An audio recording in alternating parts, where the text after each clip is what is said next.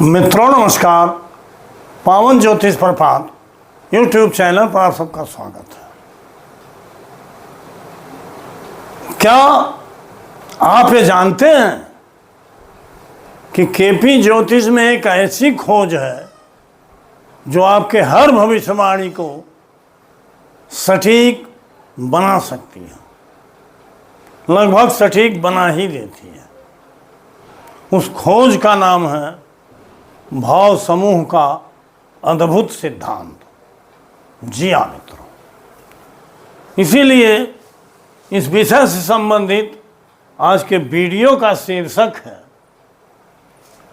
KP भाव समूह की खोज, एस्ट्रोलॉजी में revolution. KP house groups secret explained. जी हाँ मित्रों, इस विषय पर को स्पष्ट करने के लिए हमने केवल एक केपी लग्न आमलिक कस्प चार्ट दिया है जो मैं प्रायः देता हूँ। आइए मूल बिंदु पर चलते हैं।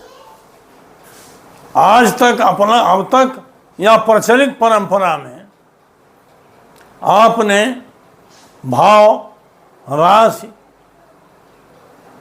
ग्रह, नक्षत्र, उप नक्षत्र या केपी में उप नक्षत्र तक या 4 स्टेप थ्योरी तक या सिग्निफिकेटर या रूलिंग प्लेनेट नामों से जाना है।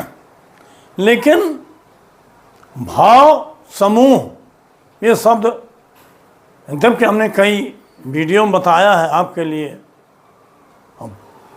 परिचित हो गया है, लेकिन ये शब्द वास्तव में केपी की ही खोज है जिसका नाम है केपी भाव समूह। और केपी की खोज है, उसको कहते हैं भाव समूह, हाउस ग्रुप्स। जैसे कुंडली के 12 भाव हैं, इन 12 भावों में किसी कार्य को सिद्ध करने के लिए, किसी घटना को साधक बनाने के लिए, सिद्ध करने के लिए या किसी घटना को घटित होने के लिए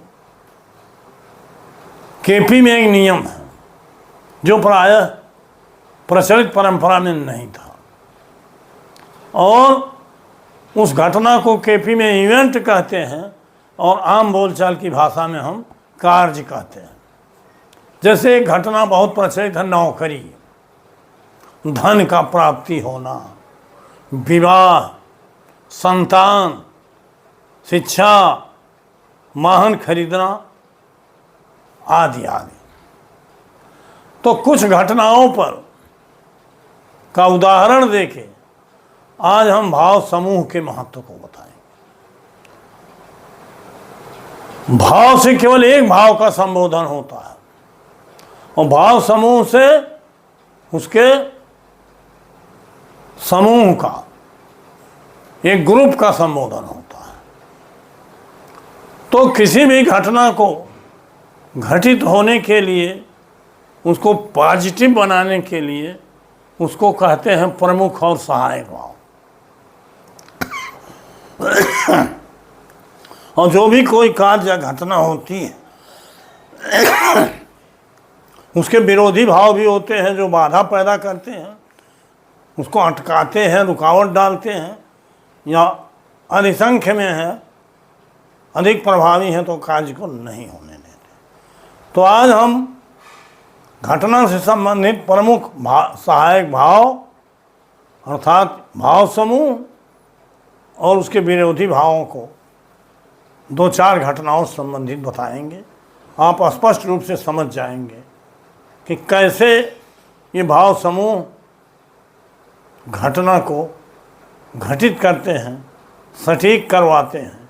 वो घटना पॉजिटिव भी हो सकती है, नेगेटिव भी हो सकती है। मित्रों, अब तक आपने पढ़ा होगा फल ग्रह देते हैं, फिर हमने बताया होगा नहीं नक्षत्र फल देता है, नक्षत्रेश फल देता है। फिर हमने कहा सब लॉर्ड उसका प्रॉमिस करता है, डिसीजन देता है।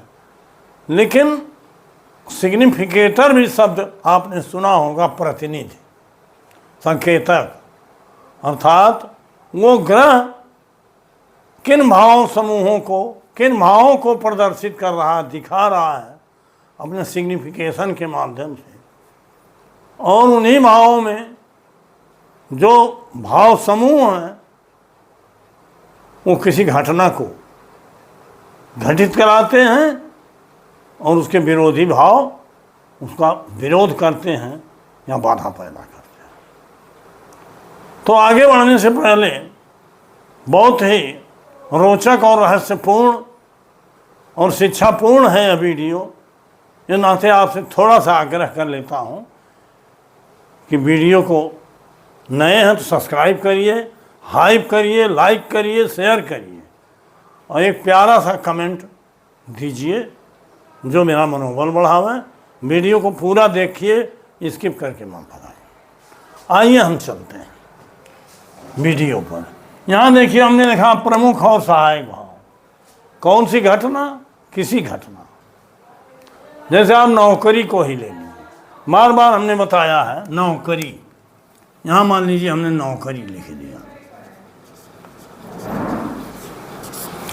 नौकरी के बारे में हमने बताया है प्रमुख भाव 6वां है और 10वां, दूसरा और 11वां, अर्थात 6, 10, 2 और 11। ये प्रमुख भाव 6वां, 10, 2, 11 सहायक भाव। अर्थात एक प्रमुख भाव होता है, उसके एक सहायक भाव होते हैं, 1, 2, 3 जो भी हैं वो सहयोग करते हैं। जैसे कोई घर है, समाज है, विधानसभा है, लोकसभा है, कहीं भी एक प्रमुख होता है, मुखिया, और उसका सहयोग करने वाले सहायक होते हैं। तो सबके उपयोगिता रहती है। केवल हम एक मुखिया को पकड़ लें और सहयोगी उसका सहयोग न करें तो कार्य सिद्ध नहीं होगा। ये नाते गुरुवर कृष्णमूर्ति जी ने प्रमुख और सहायक भावों का सूत्रपात किया जो किसी विज्ञान पर आधारित है। एक घटना में मैं बता रहा हूँ, इसी तरह से सब में लागू है। जैसे मान लीजिए नौकरी है। नौकरी आप सभी जानते हैं कि सहायक भाव और प्रमुख भाव है 6वां। अब सहायक भाव कौन कौन है? 10, 2, 11। नौकरी आप कहीं करोगे तो कर्म आपका जागृत होगा, कर्म स्थान है, तो 10वां भाव या राज्य पक्ष है। और द्वितीय भाव है, जब नौकरी करोगे आप तो उससे धन मिलेगा, द्वितीय भाव धन है। और 11वां भाव इच्छा पूरक है, अर्थात 6, 10, 2, 11 ये सभी मिलकर के कार्य को सिद्ध करते हैं, घटित कराते हैं। अब नियम में ये बताया गया कि कस्पल सिग्निफिकेटर देखिए, तीन प्रमुख सहायक भावों में से सिग्निफिकेटर में कोई भाव आया तो कार्य सिद्धि का संकेत है, कार्य होगा। दशांतर दशा में बताया गया कि नक्षत्र और उपनक्षत्र के माध्यम से जिन भाव समूहों को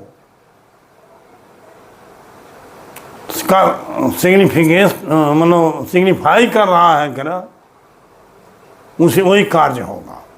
अब उसका विधिवत हमने बताया भी है कि कैसे दशा निकालिए, कैसे अंतर दशा, कैसे प्रत्यंतर, उसका भी वीडियो हमने दिया है। उसको आप घटना का सटीक समय निकाल सकते हैं। यहाँ हम बताते हैं कि मान लीजिए नौकरी में 6, 10, 2, 11 प्रमुख सहायक भाव हैं, तो ये घटना को मतलब नौकरी देने में सक्षम है। लेकिन इनके विरोधी भाव समूहों को भी आज बता रहे हैं। विरोधी भाव मतलब आपकी कुंडली का 8वां और 12वां, ये भाव प्रायः विरोध पैदा करते हैं हर कार्य में। कहीं कहीं 1-2 जगह जैसे विदेश गमन हुआ, ऋण मुक्ति हुआ, भूमि भवन वाहन खरीदना हुआ तो वहाँ 12वां सहयोगी हो जाता है, आप जानते हैं। लेकिन 8वां सहयोगी कभी नहीं बनता। तो इस तरह से कहीं कहीं, लेकिन हर जगह विरोध ही 8वां और 12वां करते हैं, यहाँ हम बताते हैं। और दूसरा विषय, जो ये प्रमुख सहायक भाव हैं 6, 10, 2, 11, इनके व्यय भाव, 6वें का व्यय माने 12वां, 5वां, ये 5वां विरोधी हो जाएगा, नौकरी लगने में बाधा पैदा करेंगे। 10वें का विरोधी हो जाएगा 9वां, व्यय भाव है 5 9, 2 का व्यय भाव है 1, 1 भी विरोधी हो जाएगा। 11वें का विरोधी तो व्यय स्थान तो होता है 10वां, लेकिन नौकरी के लिए 10वां पॉजिटिव होता है। और कुंडली का 8 और 12, ये 5 भाव विरोधी हो गए। अगर ये 5 भाव, इसमें अधिकतम भाव आए हैं नौकरी के विषय में, चाहे कस्पल सिग्निफिकेटर आप देख रहे हैं, चाहे प्लेनेट देख रहे हैं, दोनों, तो उसमें बाधा आएगी और सभी भाव ही विरोधी आ गए हैं तो नौकरी नहीं मिलेगी। अगर 1-2 भाव प्रमुख सहायक भावों में से आए हैं तो बाधा होते हुए भी नौकरी अंततः मिलेगी। ये तो नौकरी के विषय में हमने बताया। कोई भी भविष्यवाणी आप करो तो भाव समूहों का सहयोग लो, केवल भाव का नहीं। भाव देखने से कुछ नहीं कि सप्तम का मालिक है, ये द्वितीय का मालिक है, ये पंचम का मालिक है, इसमें विवाह हो जाएगा, इसमें संतान पैदा होगी, ये 6वें का मालिक है, नौकरी, ये ऐसा नहीं हो। ऐसा करके बहुत से लोगों ने देखा, हमने भी देखा, आपने जांचा, कोई घटना घटित इस नियम पर नहीं होती। ये नाते प्रचलित ज्योतिष जो है वो फेल कर रही है। अब एक घटना तो हमने बताया, 2-4 घटनाएं बताऊंगा इस समय। प्रमुख इस तरह से प्रमुख सहायक और विरोधी भावों को देख करके आप जीवन की किसी घटना के बारे में सटीक भविष्यवाणी कर सकते हैं। लेकिन इसके लिए आपका गहन अध्ययन अभ्यास होना चाहिए।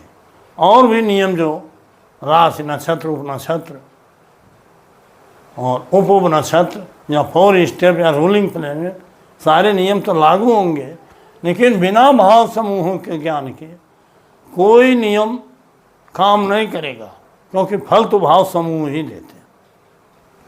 अब दूसरी घटना है, मान लीजिए पदोन्नति, इसी में हम आ गए, नौकरी लगी है पदोन्नति, उसमें भी यही भाव है, लेकिन पदोन्नति में प्रमुख भाव 10वां हो जाता है और बकिया यही भाव 6 2 11 और विरोधी भाव यही हो जाएंगे 5 9 1 8 12। धन प्राप्ति का कोई विषय यही होंगे। कोर्ट केस में भी यही नियम लागू, यही भाव समूह। प्रतियोगी परीक्षाओं में भी यही नियम लागू और चुनाव में भी कि हार जीत में भी यही ना। अगर विरोधी पक्ष सबल है तो हार होगी और प्रमुख सहायक भाव पक्ष सबल है तो जीत होगी। ये तो हमने 2-4 उदाहरण दिए। अब विवाह का ले लीजिए। विवाह के लिए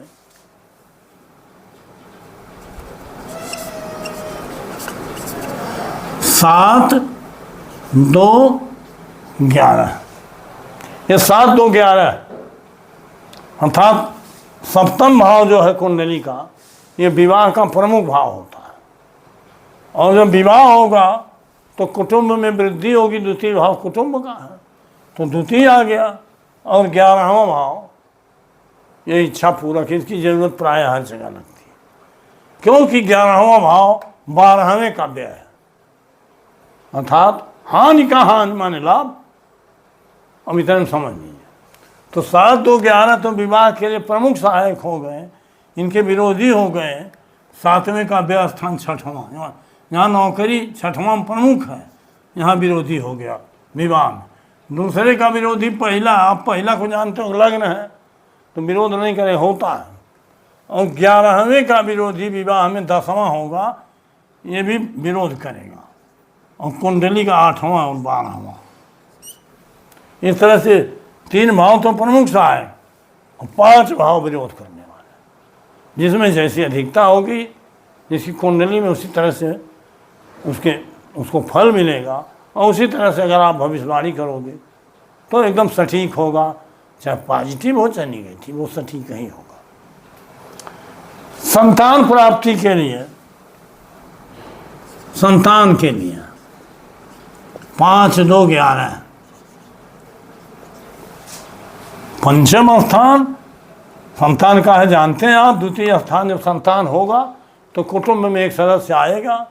और 11वां इच्छा पूरक, 5 2 11 ये नाते 5वां प्रमुख भाव हो गया, 2 और 11 सहायक भाव। प्रमुख और सहायक का अर्थ आप समझ गए। इसी तरह से इनके व्यय स्थान और कुंडली का 8वां और 12वां, ये इसके विरोधी भाव हो जाए। मान लीजिए वाहन खरीदना हो, तो वाहन खरीद में